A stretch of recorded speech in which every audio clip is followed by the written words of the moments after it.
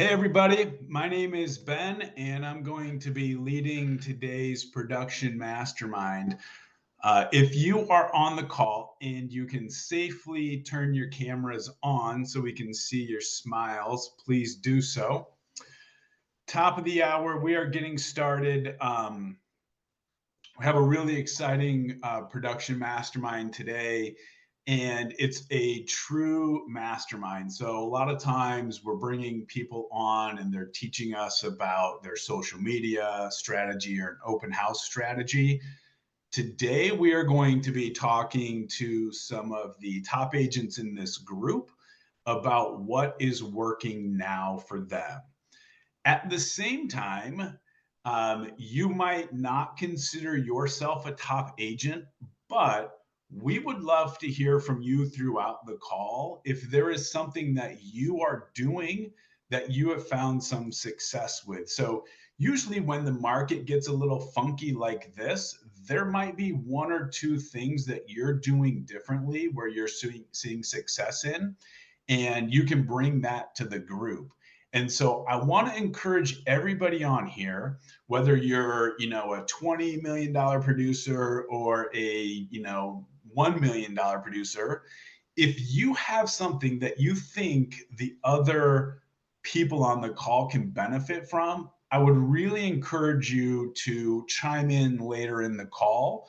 I've been on these calls a lot, and I've hear something, and somebody's like, "Yeah, I don't know if this will work," but they drop a little token, and those things have impacted my personal business. And so I don't want anybody on the call to be shy if you have something that you think might benefit somebody in the group. So there's going to be a lot of us on the call today, so we will we'll all kind of share in with what's working now. But Lars has given me the ability to call on a few people that are on the call here that I know are killing it in their market. Before we get to some of these things, so while we're getting started, I want everybody to grab a pen and a paper. Pen and paper. I did that backwards. Grab a pen and a paper. All right, Joe's got it. Grab the pen and the paper so that we can take some good notes. Before we dive into all the good stuff, let's unmute yourself and let's hear some production related wins for the last week. I'm also going to extend it for the last 2 weeks in case you weren't on last week's call. So if you have any type of production win over the last 2 weeks, you can do two things. You can drop it in the chat, or you can unmute yourself. But let's start off with some wins from you guys. Yeah, so my wife got her license recently and joined my team or our team, and we just put her first home, 30 days, got a $770,000 13-acre property under contract. How awesome, man. Man, Richie, that is great news. That's really good news. Real quick, can you tell us where that lead came from? Yes, her sphere of influence. She was a friend that she met at dance class from my 4-year-old daughter. They hit it off, became friends, and now they're on social media. And then my wife's every listing I'm getting, I'm tagging her now because we're a team. So they might think she's doing business even though she's not. But that's cool. They saw her doing stuff. They knew her, reached out to her. I went to show the first home, managed the right expectations, and then boom, she showed her a couple more homes, and we just locked something in, which is awesome. And they have to sell their house in California, so we got a referral for her home in California, which is like 750 to 800,000 too, which is pretty slick. That's great. So she's not being the secret ninja agent that some of us tend to be when we first start out. That's No, awesome. not at all. It's pretty cool how it worked out. And I wanted to make more calls, but that's just not her. That's not a lot of people's way to go. But still getting out there, doing the chats, happy birthdays, all those things, and being top of mind. That's all that matters, Yeah. Good win. Hey, Ben, just a real simple one. Had a listing, went under agreement, full price, a lot of activity. That's a big win, Evan. Don't say a simple one. In this market, a listing is a big win. Tell us where you got the listing. Well, it's in the Boston area. I'm actually in the Florida market, so going back and forth between here and Boston. But just using all the tips we're learning on here, leverage my time and work with my team. Yeah. So how did you get the listing? Was it like some kind of referral listing? Was it a sphere of influence? Yeah, it was a referral. Yep. Yeah, that's great. Great job, Evan. Well, Ben, I threw it in the chat, but so just in the last 7, one of my listings went under contract, full list price, and I had just took another listing that went active last Thursday. Man, that's great. Where did you get that other listing? The first one was an old buyer lead that fell through, stayed in contact, and it's her ex-husband that needed to sell his place. So she referred me over to him. And the new listing is a referral from a friend. Yeah, that's awesome.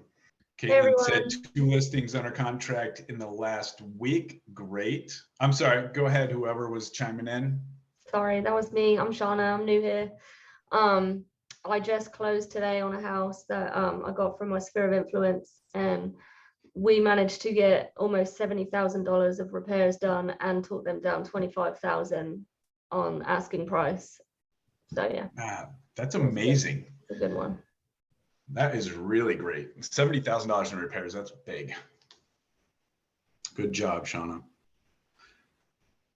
Kathy said 2 listings this week, one from a referral, 2.2 million, and another was a past client for 775,000. Both going to sell quickly. The agents I'm having do the open houses will be following our open house guru from the past trainings. Great job, Kathy. The open houses right now are, a lot of people are doing really well at the open houses. So that is great. Hey Ben, this is Jessica. Last week I got 4 new listings from an investor. He does like fix and flip. So last week I got to close on one that he had given me last month and put one under contract that he'd given me last week, and then he gave me forward. So kind of changed my strategy as far as, I still have my other working clients, my other referral clients, but now I'm looking toward the end of the year. A lot of investors need to sell properties. So if anybody has a relationship with investors, you might kind of brush those off or take them to coffee, because this is the time of the year they start to get into sales slides. They don't have to pay those into and they can roll over their money into a 1031. Yeah, that's awesome. That's great. If you can get 1 or 2, maybe even 3 or 4 really good investor clients that are doing business with you, it's just a steady stream of buyers, and they turn into a steady stream of sellers at some point. So that's awesome. Great job. Hey, Ben, it's Matt Harris down here in Myrtle Beach. I got one for you. I had 2 closings during the hurricane last Thursday. My investor client, that was transactions 9 and 10 since the first of the year. So despite the hurricane that was going on, or weather event, those closed last Thursday during the hurricane. So anyway, and then took a listing during the hurricane as well. So on Thursday. Hopefully you didn't take the listing because of the hurricane. They're like, Matt, we're selling, we're moving to upstate New York where it's safe from tornadoes and hurricanes. No, nothing like that at all, thankfully. Yeah, that's awesome. That's great. It's great when, those closings happen on time. They don't get all, messed up because of, environmental stuff. So great job, Matt. Hurricane Matt, right on. All right, one more win. Who's got one more production related win? Katie Wilson in Arizona, and I just put it in the chat, but I was able to help a sweet family buy a brand new spec home. Put about 150 miles on my car on Saturday, but it was well worth it, and they're thrilled. Yeah, that's awesome. And what a find. I'm interested in my market. Since COVID, builders have stopped doing spec homes because of several reasons, but we have a couple clients right now, they're looking for spec homes and they're just not available. So that's great that you could land your buyer one of those. Move in, you know, it's almost finished probably. They get a new home without having to wait the new home timeline. Yeah, it's actually, there's quite a few down in this area, Casa Grande. You can get more for your money down there. That's why I drove from Cave Creek to Casa Grande, which is quite a ways. But this one, actually, they had seen it on Zillow and it was 40,000 more. It was out of their budget before. And when I sent it to them with a group of other homes, they're like, we want to see this one. So we got them a better deal. They're getting builder financing. So that's a win-win. So they're pretty happy, and they got a lot more square footage than they, you know, even were expecting for their money. Yeah. Now, that is great. So thank you for sharing that with us. One thing as we kick off of this production mastermind of what's working now, one thing that we've seen our group do really, really well, and if you're not doing this, hopefully you can start doing this, is leveraging those clients into future business. So we will talk about having like Lars that runs Real Estate B School. We have the Rebs Promise. A lot of our agents use a promise. My team has a promise where we're taking our clients and we're saying, we promise to deliver this type of service to you. In return, we're going to ask you for a referral and a 5-star review. So I think kicking this call off, if you are not doing some kind of promise with your clients, it's a really easy thing to implement. It makes them feel like you really care about them. And that when you get to the end of the transaction and you say, hey, remember, you know, I promised to give you this level of service and, you know, we had this promise, they're going to want to give you referrals. And I think just as important as the referral is that 5-star Google review. My market, the average home right now is $200,000. We secured a buyer this weekend. We showed them 2 houses, got them under contract on a $665,000 home, strictly because of our Google reviews. They researched different agents. They saw that we had a lot of great 5-star reviews. They called us. They didn't interview any other agent. We had them under contract within 2 days, couple of showings. So make sure that when you have these wins, that you're catapulting that into the next win using a promise and or the review. And grab as many of those Google reviews as possible so that when people are trying to find out, you know, who's the agent to work with or doing a little research on you as they're looking you up, you have that platform that you can refer back to of like, hey, did you see my reviews? We want to earn your 5-star review as well. So kicking off what is working right now, I'm going to call on the great Melissa Thompson, who is bright in pink. Melissa, I want to hear what is working well for you and your team right now. Hey, Ben, sure. Really, the open houses, kind of like what we mentioned before, they've been great. And we go into our listing just saying this is our plan to kind of blow it out of the water. So we, you know, plan on listing Tuesday and Wednesday and have the open house over the weekend, but have all the things. So it gets a social media landing page, all of those things to really, you know, get a lot of momentum going. And sorry, I'm at a car dealership. My brakes went out. So here I am. But anyways, open houses have been great. And really, we're just kind of going back to the basics, which everybody says as well. Just making contacts. I have this thing called 60 points of rhythm. So if you can do this every day, how your business would move forward. It's like 5 note cards, you know, talking to 25 people. It can be a bunch of different things that you have on this list, but it just makes you very mindful of what your productivity is during the day. So just trying to really, you know, go back to the basics. It's really not that difficult. It's not some genie in a bottle, but it's just really doing something consistent every day that we're really focusing on and having accountability around. Melissa, how are you communicating with your clients right now, or your potential clients, the state of the market?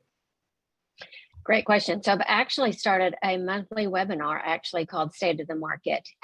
So it's a webinar I do on Thursdays at noon, and then I send it out to all of our database as well. So I'm really studying the market and what that means. And it's not trying to sway people one way or the other. It's really just giving them the information. So here's where we are. There truly is a cost of waiting that I need people to realize what that looks like. So just laying out that information for them. If they wait for the rates to come down, what's going to cost them, where our market is, where the overall market is. So that's what I've implemented actually in the past couple of months, actually just doing this webinar and getting it out to all of our clients, and then doing the replay again. And then of course you can post it on YouTube to get some additional business, but there's no slant. It's just the fact. So that's what I'm really trying to tell them, about the market as well. Yeah, that's great. So, on this call, once a month, we do the market update. Stacy Peterson usually hosts it. We use the Keeping Current Matters data. I know there's a person on this call too that's just been using the Keeping Current Matters, market update video service. She's sending out videos to her clients. So if you're on this call and you have not been a part of one of our market updates, you definitely want to log into that. I think it's next week that we're doing it, but Lars is always talking to us about taking that data and using it in the form of video for our clients on social media. But Melissa, I think it's great that you're doing the webinar for it. How long does it take you to prepare for that? And then how long is the webinar itself? It takes a lot, actually. So I'm probably spending a couple hours. It's Keeping Current Matters is wonderful, but it's an overview of the market, across the nation. So really drilling down to my market, to the Memphis market as well. And the Barry Habib, if you've heard him and follow him on Instagram and stuff, his stuff is amazing too, and just kind of can help you put the cookies on the bottom shelf for everybody as well, as I like to put it. But then even if they just register for the webinar, they get a replay of it too. So anyways, just notify them every month that I'm doing it. So, but to answer, it's at noon on Thursdays where they come, or where there's not. It's probably 20 to 30 minutes max.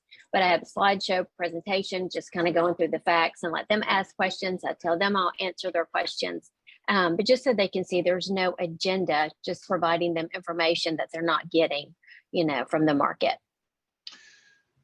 Melissa, if I have never done one of these market updates and I'm super scared to do it, can you give everybody on the call maybe 2 or 3 tips of how to just get started with it? And basically just doing it, to be honest with you, because I'm like, you're going to mess up and you're going to do it. But again, having the slides that will kind of prompt me to what I want to talk about, and then just taking notes and listening to Keeping Current Matters, 2 or 3 times, jotting your notes down, getting really used to the numbers in your market. So I know your market, going through Keeping Current Matters, and like I said, Barry Habib, and then just kind of write down what you want the presentation to kind of look like in the flow.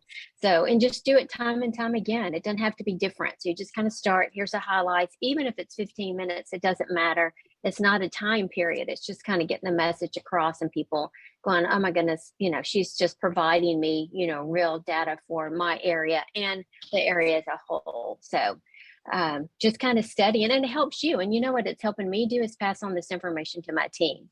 So it's letting me really know the data and really study it and what it means. And then I can even help my own team, to interpret that data to their clients as well. Yeah. Yeah. I think the biggest thing with those videos is just to come at it real. Doesn't need to be perfectly scripted. I love that you do the webinar, because if you mess up, you don't hit pause and re-record 1,000 times. So you're just putting it out there. And, the people that are going to watch it are probably people that know you, or even if they don't know you, they're going to see you as, hey, this is who she is. It's a real person. I don't think you need nightly news production type for these reports. And Webinar Jam is the service that I'm using. So it's like they record it and then let you download it, to YouTube and then send it out, for a blog post, for Pete's sake. So there's so many ways, things that we do that we need to realize how we can repurpose it as well. But it's called Webinar Jam. It's not very expensive, but I just plan on utilizing that a lot of different ways. Yeah. Melissa, we're going to get back to you in a minute because I want to hear a little bit more about the 60 point of rhythm that your clients are doing. But Okay. Harrison, you're on the call. You just gave a thumbs up to Webinar Jam. Are you guys doing something similar?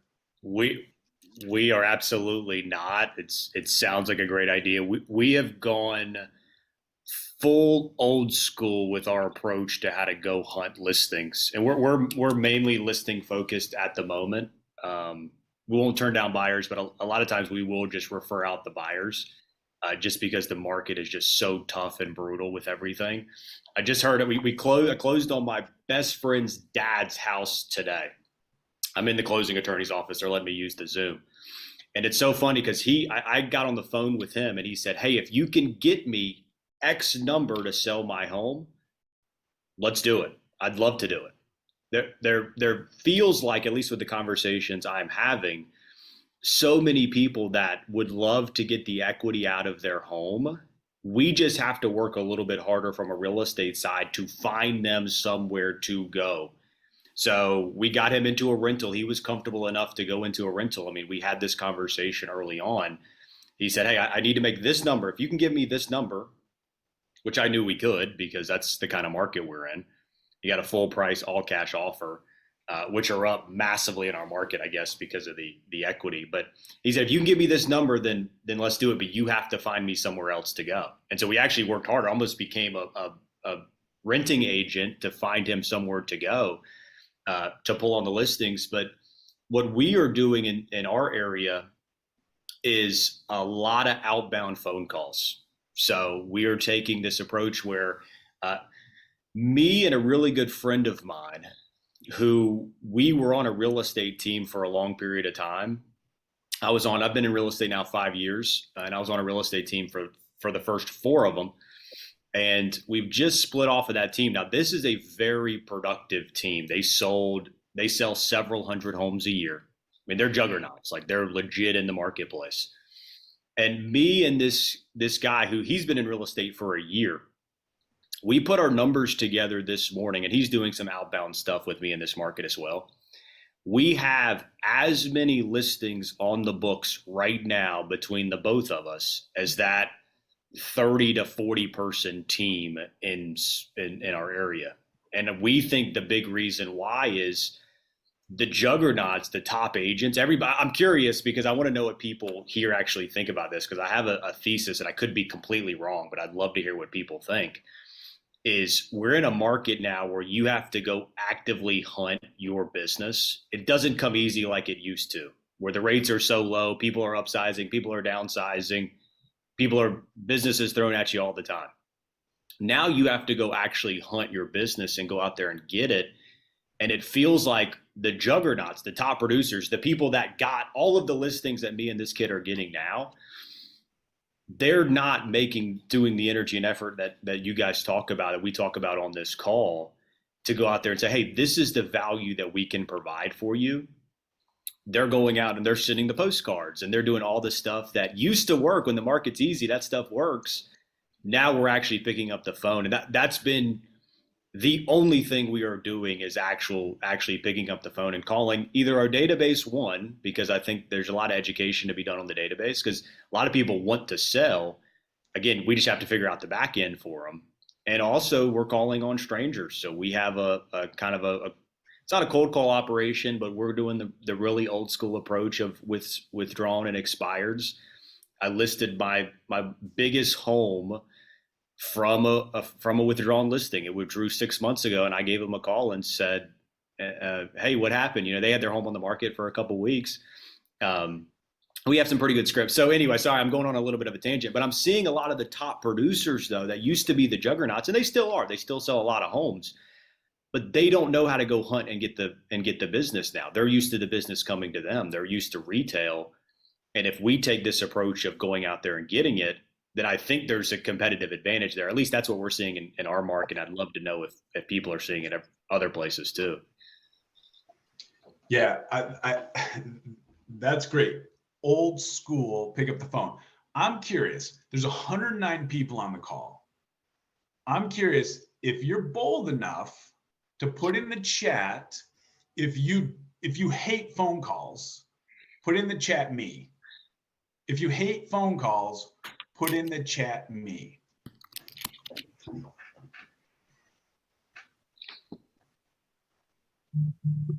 Yeah, it's not easy. Harrison, give us 1, 2, maybe 3 nuggets about how you've overcome that phone call fear. Because clearly, and listen, I have that reluctance. I also love deals, so I can push through that reluctance a little bit more. But what are some of the things that you and your friend are doing that are really driving you to get on that phone? Yeah, so I fall into that category of not loving the monotony of making those calls and having that fear of the calls.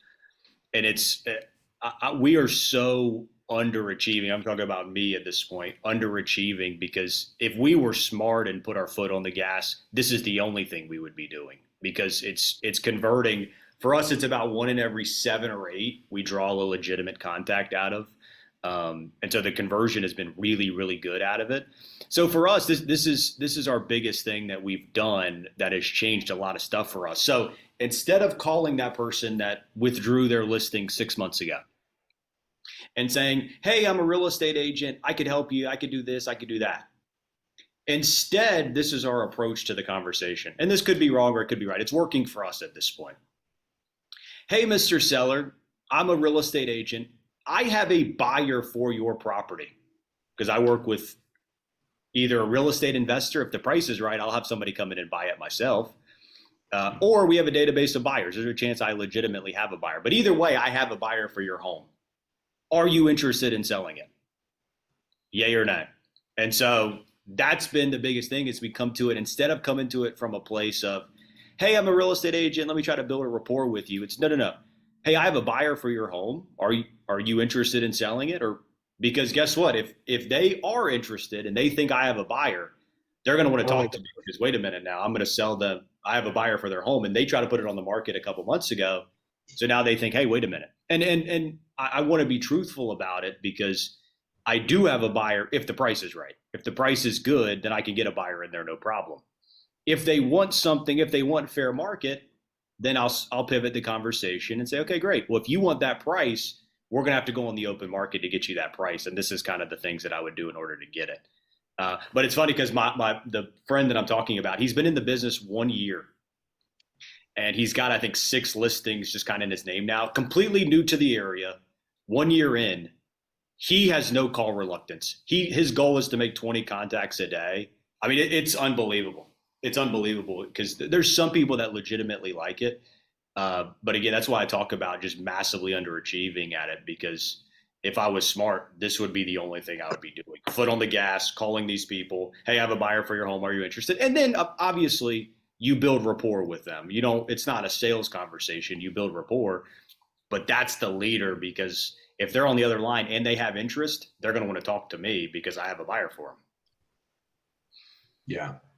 Yeah. Do you have any, so some of the comments are like, they're worried about the DNC, the do not call list. Richie dropped in, like, he's been doing this a long time. He doesn't really worry about that.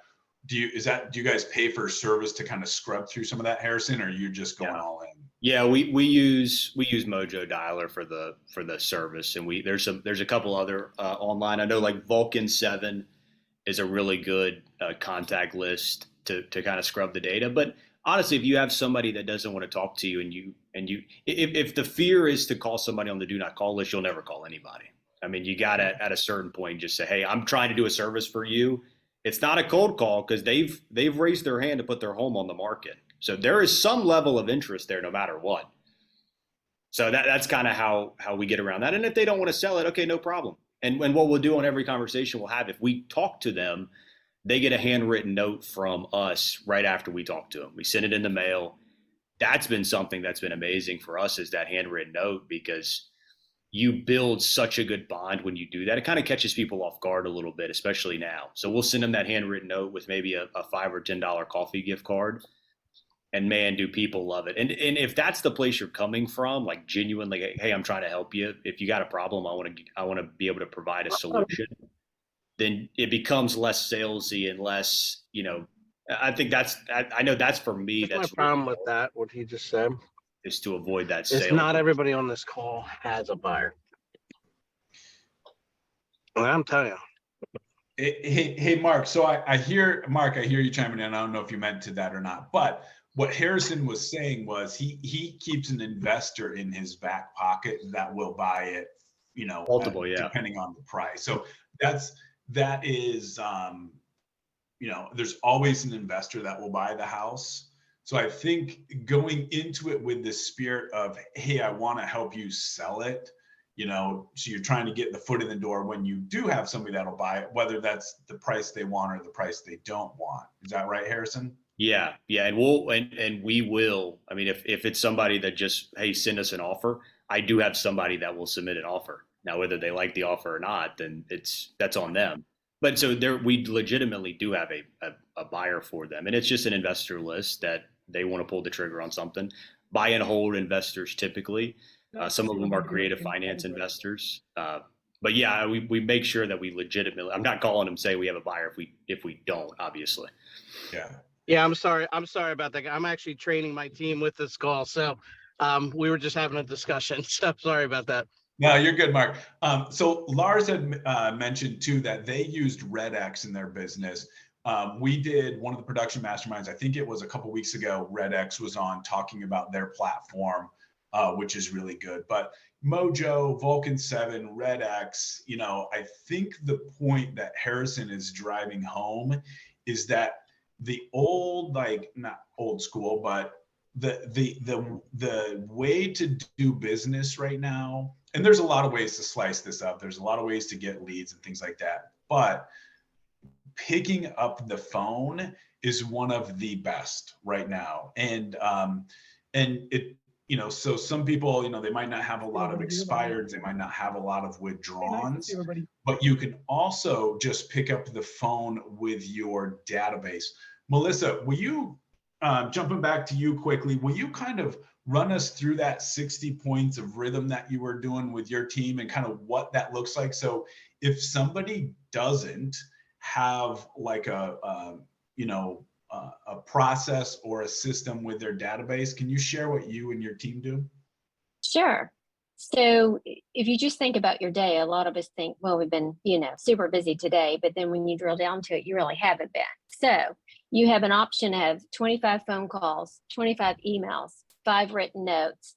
If you have a buyer in the car, that's worth 5 points. If you have a new buyer appointment, that's another 5.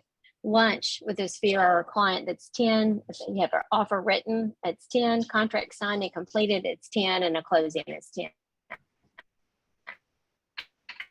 So, I mean, you can assure debt if you didn't have some appointments, by making, 25 calls, 25 emails, and 5 written notes, just different things, however you want to skin a cat, but it's just making you see how productive or unproductive you are. So I just call it 60 points of rhythm. If you do that every day, you cannot tell me that your business won't be changed if you're really mindful of what you're really focusing on. So your points are broken down into actions, and each action has a value. And so you're trying to get your team to reach that value, whether they do it in, 10-point chunks or whether they do it in 1-point chunks. Correct. Yeah. Would you do us a favor and just put that in the chat? Sure. And I've got the form too. I'll share the form, I can share it to Stacy and let her put it in the Facebook group or whatever as well, if anybody wants it. So just a daily checklist, but yes, absolutely. I can do that. Yeah. Yeah. That would be really great.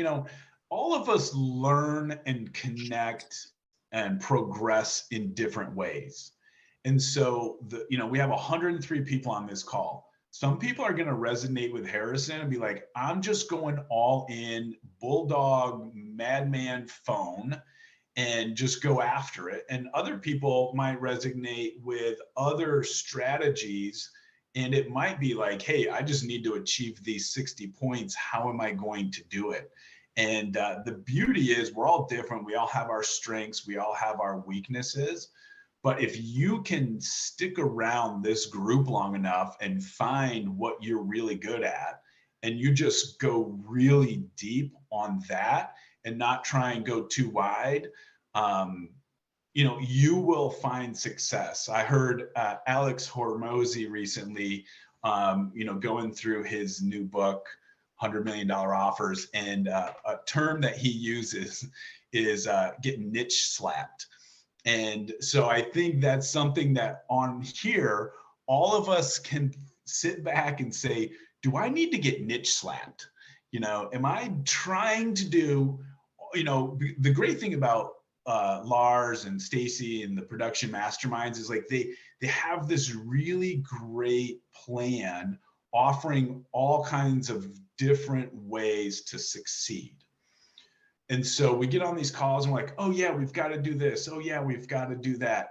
And so we can take little bits away from it, or we can say, hey, listen, this is what I'm working on right now. I'm going really deep with it. So our group, my team, all summer long have been going after our database and just going real deep at it. And I hear people like, oh, you've got to do this and that. And I'm like, it's great. I'm just going deep on my database and I'm watching. So I have an Excel spreadsheet and I'm just watching the database grow. And it's like, oh, because my mind is so focused on it. Everybody I'm talking to, I'm like, oh, they should be in my database. They should get my newsletter. They should get my video email. And so think about for a minute, do you need to get niche slapped? And if you do, call me up. I'll be happy to do it for you. I'm just kidding.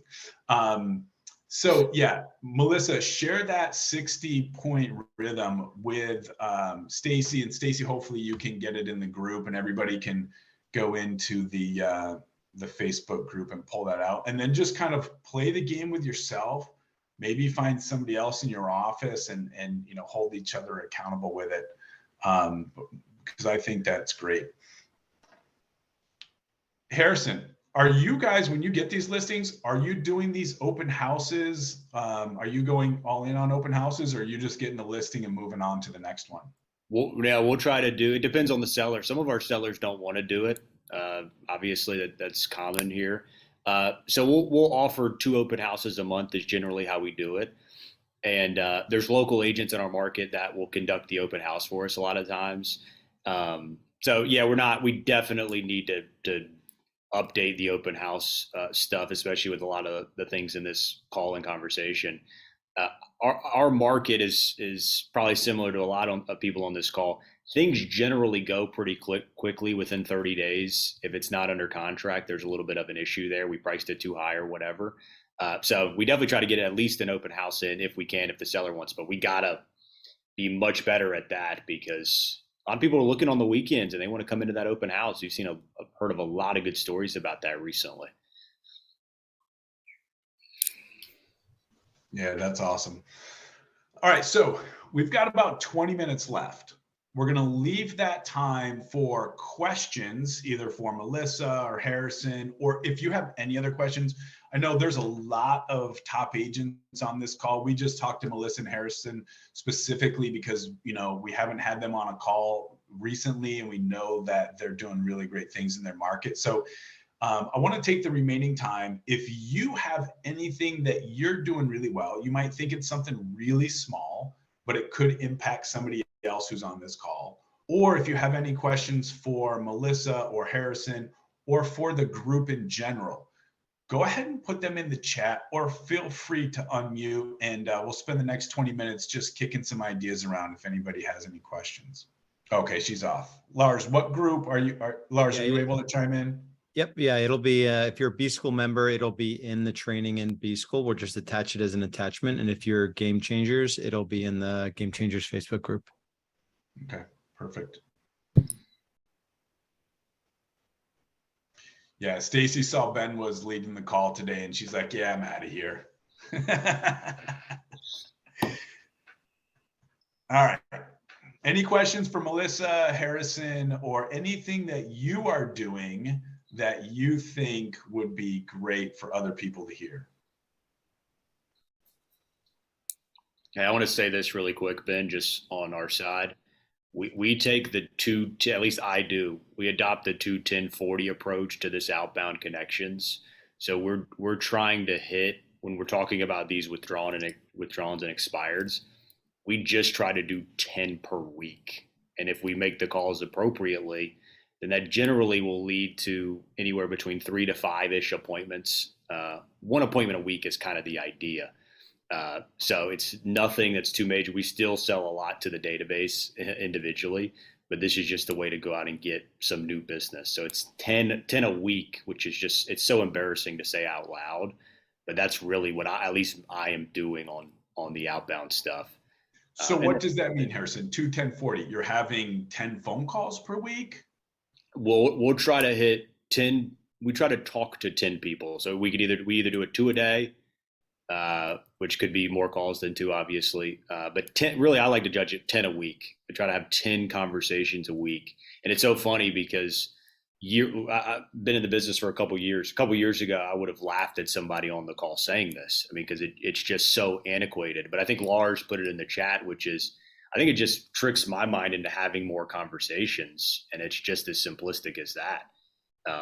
And for me, I was never a big listing agent. I was always a buyer's agent. And so I've been able to kind of step out and get more into that listing agent side. And it's really been a positive impact on just the business and everything. So, I just wanted to say that the 10 a week kind of idea. So what's so you're trying to talk to 2 people per day to have like real estate related conversations, like, hey, you're looking to sell your house. So 10 a week. Yes.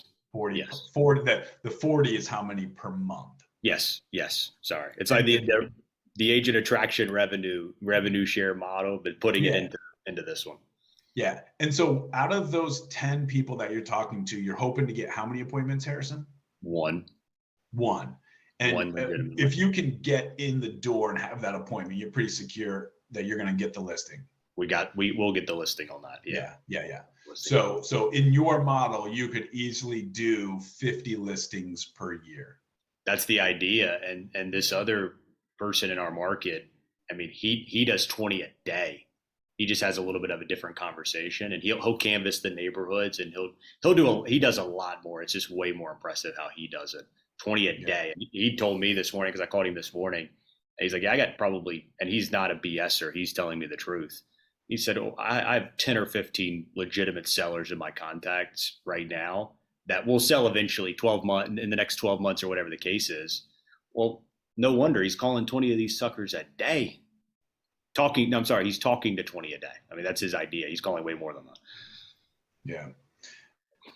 Couple quick questions for Harrison. What market are you in? We're in Savannah, Georgia. I know we got another Savannah, Georgia agent in here, Ed Gannett. We do Savannah and a little bit of Charleston, South Carolina as well. Yeah. Okay. And then how far, did you answer that? How far you go back?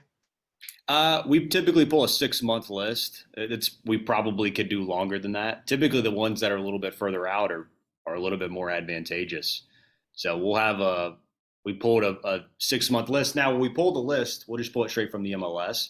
We scrub that list pretty good, obviously. So if you go in and you see a house that maybe is overpriced or needs too much work, or maybe it's not sellable, we're not even gonna mess with that. We get a good quality list of good sellable homes. We got somebody else in Savannah in here. So yeah, 6 months, but to be honest with you, there's probably a big market for a lot longer than 6 months ago, because these people are maybe entertaining it, especially with how the prices are going. But that's at least the data that we've pulled recently. Yeah. And Lars made a comment, which I totally agree with that. So you guys are going back 6 months and you're finding enough inventory to call. But what we've seen in our market is you can go back as far as the beginning of COVID. Wow. And see houses that were listed at the beginning of COVID came off of the market and have yet to return to the market. Yeah.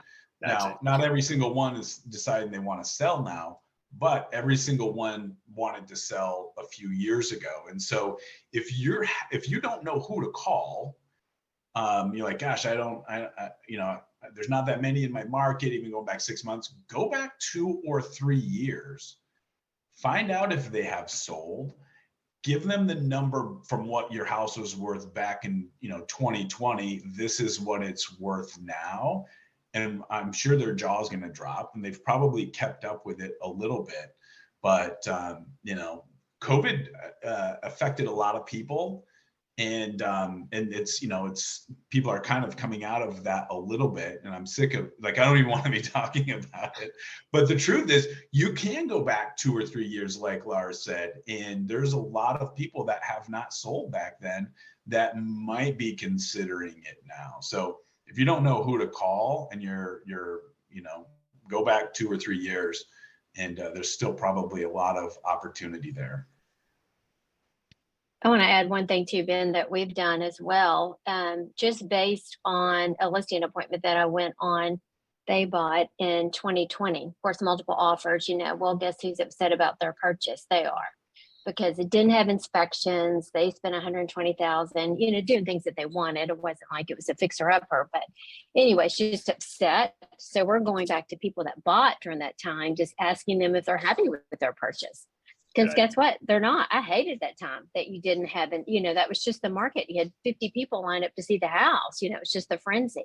But it's a great conversation to have, because you shouldn't be afraid to ask the question. Yes, I had the opportunity to go in and go, I'm so sorry. You realize it was just the market, and they totally did. But it was a great conversation. So it just got me to thinking. I was like, let's just go back and ask all of our clients that we sold during that time, are you happy? They're moving to Florida. I'm in Memphis, so they're moving away. But anyways, it was interesting concept to think. Guess what? We may be missing that opportunity because they may not be happy with, their purchase at that time, because there's slim pickings to choose from. Awesome. I think that's a great comment. If you're on this call and you have some past clients from the last 3, maybe 4 years, simply making the phone call and asking them if they're happy.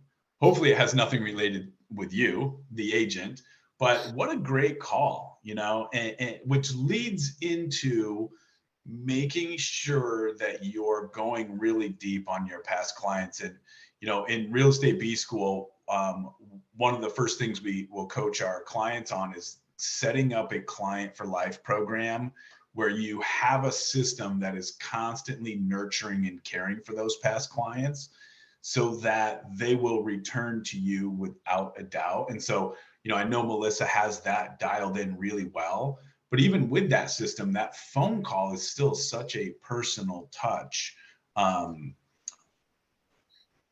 So that's really great. I'm going to write that one down. Are you happy? So what do you say, Melissa? Are you happy with the home? Are you happy with your purchase? Yeah, just checking in. It just gave a conversation. Yes, we do follow up and have a great client for life kind of thing, but just double checking. Like I said, I went to this listing and he was upset with me. He was like, I bought this house and had all these issues. And I was like, well, as an agent on my team, I was like, you realize there's 50 people in line waiting for the house. It's like, oh, I know, it's like totally understood his situation, why he bought. I didn't have a gun to his head. But anyways, it just allowed him to kind of vent and allowed us to talk about it. But I thought that's a great thing, just to check with people to see if they are happy with it, because they may not be. Yeah. What a great conversation to have. And very easy opening too. All right, we got about 10 minutes left. Anybody have anything that they're doing that think, hey, somebody in this group might really be able to get something out of this? Feel free to unmute. We'd love to hear it. Or if you have any questions for Melissa or Harrison, or just questions in general. There was a question, I'll jump back. Melissa, Harrison, do either of you, are you guys, Melissa, you've run a team for a little while. Do you do any farming in neighborhoods or anything?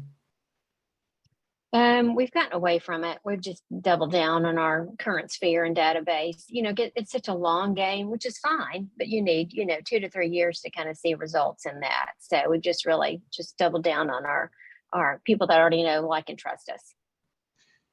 Yeah, Brittany, I think that would probably be the consensus. There might be somebody on the call that has done farming really well, but it's definitely a long game. I know personally, like from a vanity standpoint, I want like all of my neighbors to know who I am.